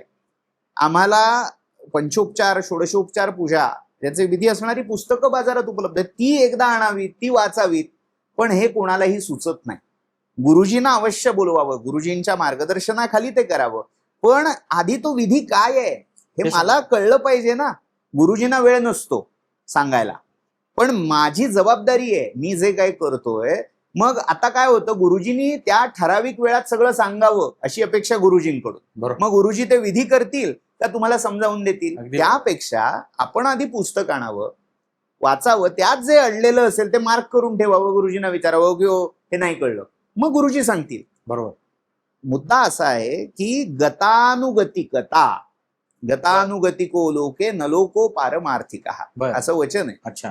की तो करतोय म्हणून मी करतोय, मी करतोय म्हणून अजून माझ्या मागचा करतोय, ही जरी आली तरी ही हरकत नाही. हे बरोबर. टोकाचं विधान तुम्हाला वाटेल, पण जेव्हा काहीच तुमच्याकडे माहितीचा स्रोत Reference नाही, नाही, काहीच नाही, त्यावेळी जे तुमचे वाडवडील करतायत, जे ज्येष्ठ आहेत, जे वडील आहेत, त्यांना प्रमाण निखालसपणे मानावं, कोणतीही शंका मनात आणू नये, कारण ते आपल्या हिताचंच सांगतायत. अगदी बरोबर. जरी समजा त्याच्यात काही त्रुटी असली, चूक असली, तरी त्यांचा हेतू वाईट नाहीये, वाईट. तुमचं वाईट व्हावं असं वाटत नाही. अगदी बरोबर. त्यांना काय वाटतं, एक आम्ही जे करत आलो त्या सद्भावनेपोटी ते सांगतायत, त्यामुळे ती सद्भावना लक्षात घ्यावी. ज्यावेळी तुम्हाला अशी व्यक्ती भेटेल की नाही बाबा हे योग्य, ही पद्धत आहे आणि ही व्यक्ती तेवढी ऑथेंटिक असेल, आज सोशल मीडिया हा ऑथेंटिक रिसोर्स झालाय, तसं मानू नये. दुर्दैवाने योग्य व्यक्ती गाठावी, योग्य ग्रंथ शोधावेत आणि त्यातनं जे आलेलं आहे ते ग्राह्य धरावं. वा. तर मग आता तसं काही संकेत गंधाचा किंवा हळद कुंकवाचा? हळद कुंकवाच्या बाबतीत सांगायचं झालं तर शक्यतो ज्या स्त्री रूपातल्या देवता आहेत त्यांना हरिद्रा कुंकुमम सौभाग्य द्रव्यम समर्पयामी. बर. हरिद्रा म्हणजे हळद आणि कुंकुम म्हणजे दोन प्रकार आहेत त्यात, की हळदीवर संस्कार करून तयार केलेला लाल रंगाचं गंध कुंकुम, पण आदर्श स्थितीत केशराचं कुंकू असतं. अच्छा. म्हणजे केशर आणि हळद असे दोन पदार्थ आहेत, पण आज ते सगळं सिंथेटिक कलरनी हे वापरले जातात. ज्यांना ऐपत आहे, आज अनेकांची ऐपत आहे, मग त्यांनी केशर वापरायला हरकत नाही. बर. ज्यांची नाही त्यांनी हळदीपासून शुद्ध बनवलेलं कुंकू अवश्य वापरावं. त्यासाठी स्त्री रूप. मग स्त्री रूपातल्या देवतेला लावताना देवांच्या प्रतिमेला, सॉरी मध्येच मी, ठीक आहे ना, हो हा, देवांच्या प्रतिमेला जेव्हा तुम्ही तिलक लावता आहात तेव्हा आपलं अनामिका हे बोट ग्राह्य आहे. देवांना, देवप्रतिमेला किंवा गुरूंना लावण्यासाठी अनामिका म्हणजे करंगडी आणि मध्यमा यांच्या मधलं बोट हे कायम वापरावं.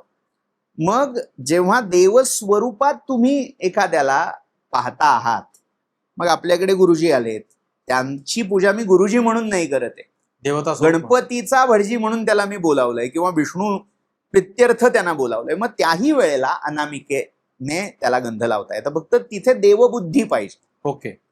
पण एरवी सामान्य व्यक्ती म्हणून, मान म्हणून, गौरव म्हणून आम्ही जेव्हा गंध तिलक लावतोय तेव्हा शक्यतो अंगठ्याचा किंवा मध्यमेचा वापर करावा. दुसऱ्याला, कोणालाही ज्याच्याविषयी देवबुद्धी नाहीये पण त्याचं भलं व्हावं किंवा त्याच्याविषयी आदर आहे, तो व्यक्त करताना अंगठा आणि मध्यमेचा उपयोग करावा. हीच गोष्ट स्त्रियांनी, सुवासिनी स्त्रियांना हळद कुंकू लावताना पाहावी. अच्छा. म्हणजे अंगठा आणि मध्यमेचा उपयोग करावा.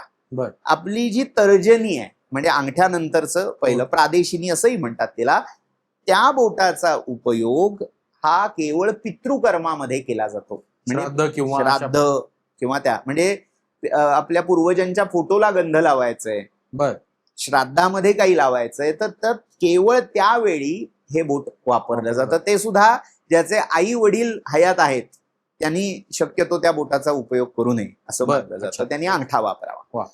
पण अन्यत्र दुसऱ्या जिवंत आदरणीय व्यक्तीला लावण्यासाठी अंगठा मध्यमा, स्वतःला लावण्यासाठी सुद्धा अंगठा मध्यमा, देवबुद्धी ज्यांच्या विषयी आहे किंवा देव प्रतिमांची पूजा करताना त्यांना तिलक लावताना हे अनामिका. वा, म्हणजे हे खूपच स्पष्ट. आणि खालनं वर का वरनं खाली? आता त्याच्यामध्ये खालून वर किंवा वरनं खाली हा प्रश्न येत नाही का, तर त्रिपुंड्र लावावं हा संकेत आहे. की स्वतःला लावताना भस्माचं किंवा गोपीचंदनाचं त्रिपुंड्र, उभं किंवा आडवं, याच्यामध्ये पुन्हा संप्रदाय भेद आहे. मग ते करत असताना सुद्धा बोटानी कुठल्या लावावं, मग अंगठ्यानी काय लावावं, हे प्रत्येक संप्रदायाचे तो संकेत एक वेगळा वेगळे. विषयच होईल म्हणजे तो. मग त्याला गंधाची चेन लागते, काही ठिकाणी मुद्रा असतात नामाच्या, म्हणजे तो तिलक लावण्यासाठी तयार साचा असतो, तो बुडवून ते लावले जातात. लावताना शक्यतो खालून वर असं लावलं जातं. भस्म लावताना डावीकडून उजवीकडे 2 आणि 1 उजवीकडून डावीकडे अशा पद्धतीने लावलं जातं. ते करतानाही हे बोट वापरलं जात नाही. त्या 3 बोटांनी. त्या 3 बोटांनी म्हणण्यापेक्षा तिथे पद्धत अशी आहे की ही 2 बोट आणि अंगठा. अच्छा. काही ठिकाणी मग आता जाता जाता सांगून ठेवतो, पद्धत आहे, लोक भस्म लावताना ही 3 बोट वापरतात, पण जो आगमांमध्ये संदर्भ मिळतो तो या 2 बोटांनी 2 रेषा आणि अंगठ्यानी 1 रेष अशी पद्धत. खूपच छान. म्हणजे बेसिक प्रश्नाचा उलगडा झाला. आता आपण पूजा झाली, सगळं झालं, यथासांग आपण पूजा केली. आता शेवटचा आपला जो हे असतो तो म्हणजे नैवेद्य दाखवणे. तर देवाला आपण नैवेद्य का दाखवतो, म्हणजे ते दाखवायला पाहिजे हे परंपरेने चालत आलंय, पण तो खरंच देवापर्यंत पोहोचतो का? आणि असं म्हणतात की खरंच देव त्याचा वास घेतो किंवा त्या वासाने त्याचं अन्न भक्षण होतं.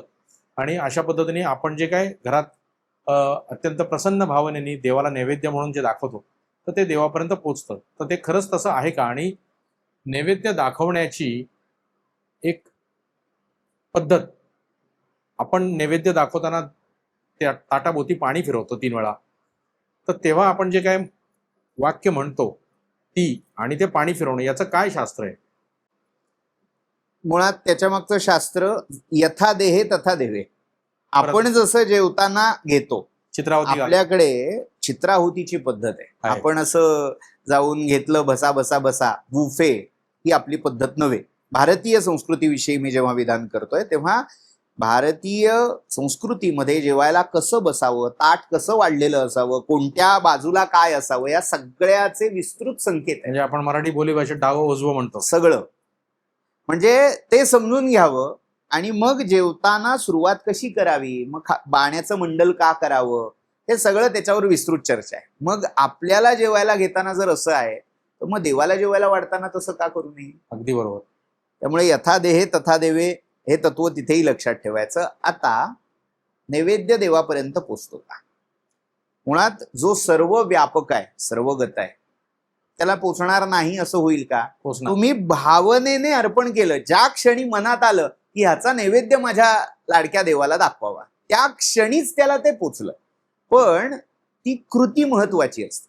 बरोबर. हे कसं आहे की घरामध्ये सगळे जेवायला बसले, लहान मुलाला जेवायला वाढलं, त्या मुलाच्या काय मनात आलं, त्याने पटकन ताट उचललं आणि तो बाबाला भरवायला गेला.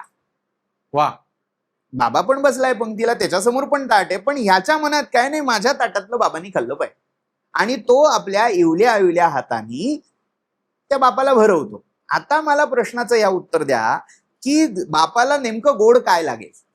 मुलाने भरवलेला घास नक्कीच लागेल. मुलाचा जो भाव आहे ना, की बाबा माझ्यासाठी इतकं करतोय ना, मग माझा घास आधी बाबाला गेला पाहिजे. अगदी खूप छान तुम्ही उदाहरण दिलं.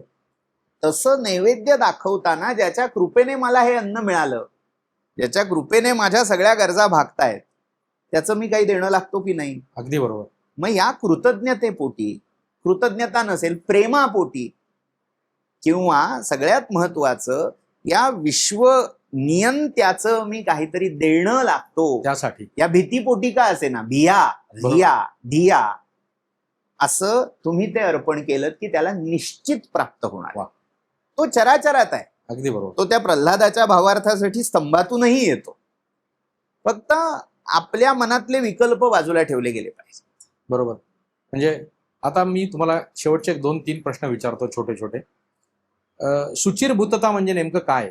हा जो शब्द आहे त्याचा नेमका अर्थ कसा काय? म्हणजे शुचिर्भूत म्हणजे कुठल्याही व्यसनांपासून दूर, कधी कुठले गैरमार्ग न अवलंबलेला, आयडियल पर्सनॅलिटी आपण त्याला म्हणू, की त्याचं वेगळं काही डेफिनेशन आहे?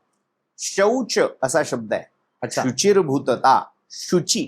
अच्छा. शौच हा शब्द शुची पासून पुढे तयार झाला. बर.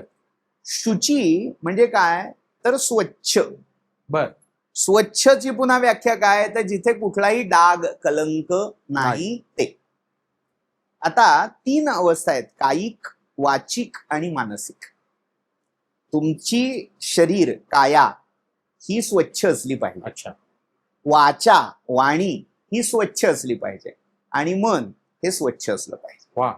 या 3 गोष्टी जेव्हा स्वच्छ म्हणजे निष्कलंक असतील, ज्याच्यामध्ये कुठेही डाग, दोष, पाप नसेल, दुष्कृत्य किंवा दुष्कर्म करण्याची प्रेरणा नसेल, अच्छा. ती अवस्था म्हणजे शुचिर्भूत अवस्था. वा, खूप छान. सर सॉरी, जरा मी परत थोडंसं तुम्हाला मागे नेतो. ऍक्च्युली आपण बऱ्याच चर्चा पुढे आलेलो आहे, पण त्यातनं एक विषय माझ्या डोक्यात विचाराचा राहून गेला की पूजा करत असताना आपल्या देवघरामध्ये अनेक देव असतात, तर या देवांमध्ये आपण संत, विभूती, महात्मे म्हणजे ज्यांना आपण जे श्रद्धास्थानं मानतो, उदाहरणार्थ गोंदवलेकर महाराज असतील, स्वामी समर्थ असतील, टेंबे स्वामी असतील, स्वरूपानंद स्वामी असतील, तर या लोकांचे फोटो किंवा त्याच्या प्रतिमा आपल्या देवघरामध्ये असाव्यात का, याच्याविषयी तुम्ही जरा थोडंसं भाष्य करावं असं वाटतं. अवश्य असाव्यात. त्या सत्पुरुषांच्या, सद्गुरूंच्या प्रतिमा घरात ठेवण्याआधी आपली त्यांच्याकडे पाहायची दृष्टी काय.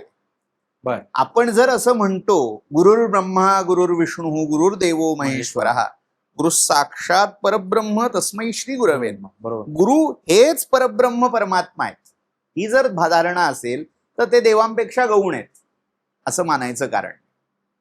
माझी धारणा जर पक्की असेल तर तिथे देवांच्या समसमान ठेवायला हरकत नाही. पण माझ्या दृष्टीत, माझ्या धारणेत, माझ्या बुद्धीत कुठेतरी आहे की नाही हे संत आहेत, हे देवापेक्षा थोडे गौण आहेत.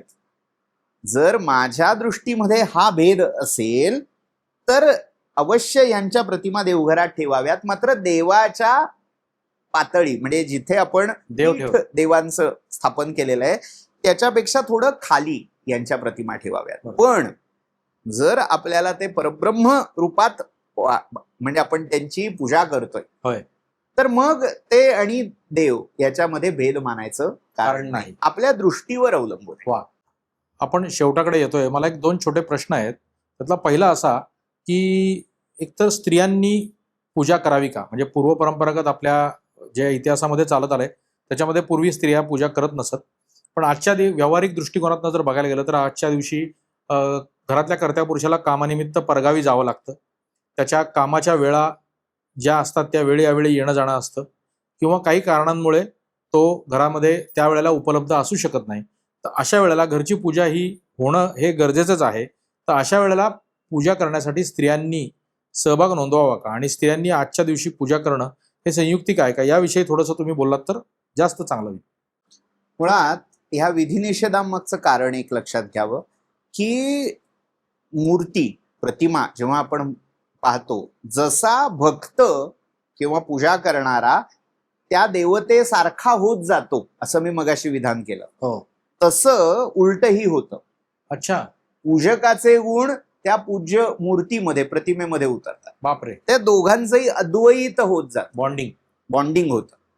तसं शक्यतो एका व्यक्तीने केलेली चांगली. प्रत्येकाने घरातल्या थोडं काही ना काहीतरी नित्य देवाचं पूजन करावं, अवश्य करावं. मग ज्यांना मुख्य पूजा झाली आहे ना, मग सगळ्यांनी प्रत्येक वेळी येऊन देवांना आंघोळ घालावी असं मुळीच नाही. पण किमान पक्षी, गंधफूल घालणं, तुळशीपत्र, बिल्वपत्र, काय जे आपल्याला शक्य असेल ते वाहणं, धूप दाखवणं, हे प्रत्येक व्यक्ती करू शकते. बरोबर. त्यामुळे घरातल्या प्रत्येक व्यक्तीनी आपल्या वेळानुसार 5 मिनिटं का होईना त्या पूजेसाठी काढावीत. सागर संगीत जी पूजा आहे ती एकानेच करावी, पण प्रत्येकाने आपल्याला जेव्हा वेळ होईल तेव्हा गंधफूल तरी अवश्य देवावर, यथाशक्ती हातभार लावावा स्वतःच्यासाठी. आता ही गोष्ट स्त्रियांच्या बाबतीत जेव्हा आपण पाहतो, स्त्रियांना निषेध केलेला आहे, हे नको ते नको. तर त्याचं कारण काय आहे, ती वर्क डिस्ट्रीब्युशन आहे, ते कामाची विभागणी, की ह्या पूजेची जी तयारी आहे ती स्त्रिया करून देतात. गंध उगाळून देणं, फुलं काढून देणं, हे जेव्हा त्या करतायत सगळंच त्यांनी करावं, हा विचार कुठेतरी त्यांनी केलेला आहे पूर्वसुरींनी. म्हणून ते वर्क डिस्ट्रीब्युशनचा भाग म्हणून त्यांनी सगळी तयारी करून दिली की मग पूजा घरच्या कर्त्या पुरुषांनी करावी, हा संकेत. मग काही वेळेला दुर्दैवी काही घटना घडते, एकटी स्त्री राहते, मग काय करावं, मग त्या पक्षी त्या स्त्रीनी करायला काहीही हरकत नाही. याच्यामधला अजून एक कोर भाग शंकेचा, शाळीग्राम हो, मी तो विचारणारच होतो. शाळीग्रामाची पूजा ज्या स्त्रियांचा अजून मासिक धर्म सुरू आहे त्या स्त्रियांनी टाळावी. बर, हा संकेत. आता त्याच्यामध्ये कुठली स्त्री पुरुष विषमता जी आज डोक्यात भरवून दिलेली आहे तसं नाही. की जो तो उठतोय का आम्हाला का अधिकार नाही, अधिकार याचा अर्थच चुकीचा घेतला गेलाय. की तिथे त्या मूर्तीची जी स्पंदन आहे, त्याची जी ऊर्जा आहे, ती सहन करण्याचं सामर्थ्य त्या पिंडात नाही. ती जर घेतली गेली तर कदाचित काही अन्य गोष्टी तुमच्या देह प्रकृतीला न मानवणाऱ्या घडू शकतात. म्हणून तसं नाहीये. केवळ एवढंच नाही, अनेक त्याच्या मागची काय आहे, जेव्हा एखादा शास्त्र संकेत असतो ना, तर आजच्या ज्ञात शास्त्र किंवा सायन्स वर केवळ त्याचे अर्थ लावले जाणं हे आपण कुठेतरी त्याला खाली आणण्याचं लक्षण आहे. बरोबर. आजच्या सायन्सला न कळलेल्याही अनेक गोष्टी त्याच्या मागे असतात. त्यामुळे ते सिम्प्लिफाय करताना अट्टाहास हा करू नये की ते सगळं सायंटिफिकच आहे.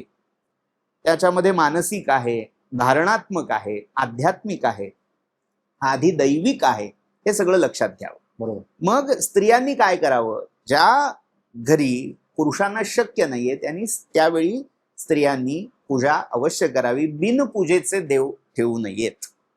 बर.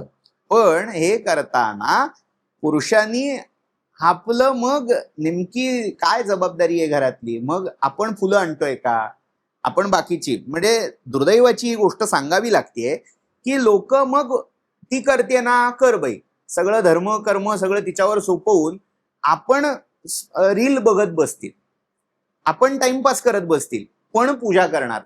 बरोबर. असं करू नये.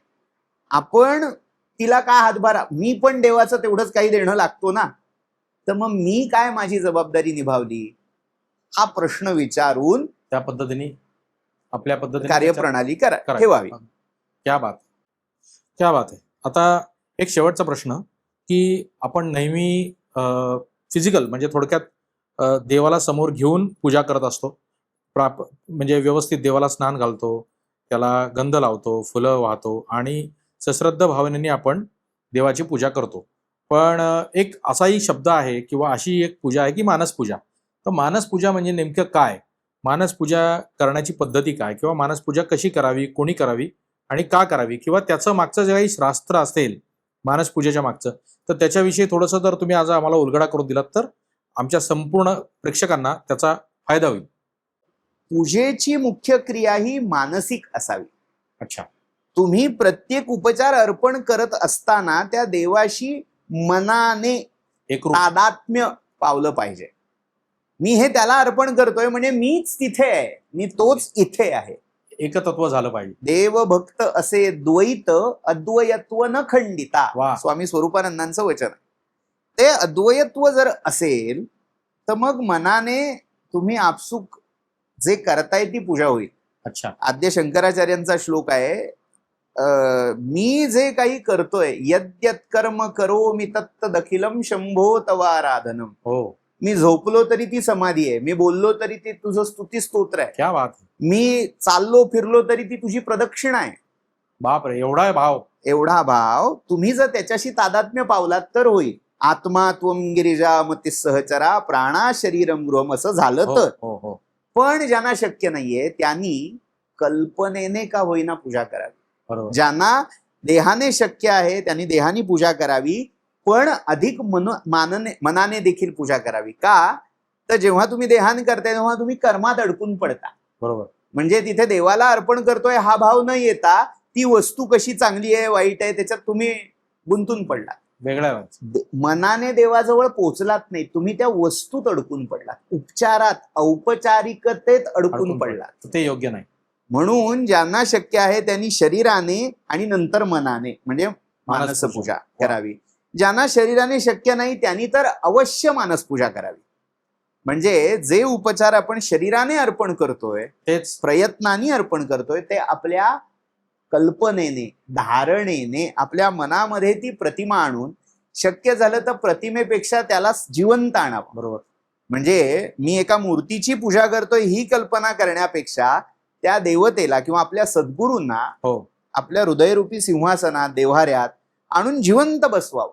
आणि ते मग बसलेत आणि तिथे. मग त्यांची आराधना करावी. मग आपल्याला जे जे उपचार अर्पण करावेसे वाटतात, यथा देहे तथा देवे, वा.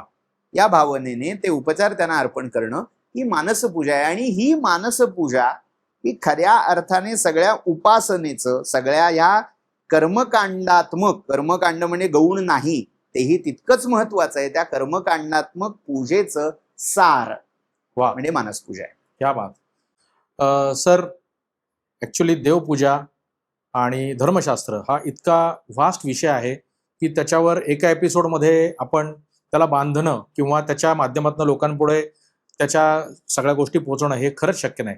परंतु तुमच्याकडे असलेल्या अफाट ज्ञानाचा, तुमच्याकडे असलेल्या ज्ञानाच्या भांडाराचा, कष्टपूर्वक तुम्ही मिळवलेल्या माहितीचा आज आम्ही आमच्या लोकांपर्यंत पोहोचवून बऱ्याच गोष्टींचा उलगडा करायचा प्रयत्न केला. परिस्थिती अशी आहे की विषय इतका खोल आणि अवघड आहे की त्याच्यावर एका एपिसोडमध्ये भाष्य करणं हे खरंच शक्य नाही. परंतु तुम्ही तुमच्या परीने तुमच्या ज्ञानाच्या माध्यमातून अनेक शंकांची आणि अनेक गोष्टींची आज उत्तरं दिलीत. तर त्याबाबत खरंच मी तुमचे मनापासून आभार मानतो.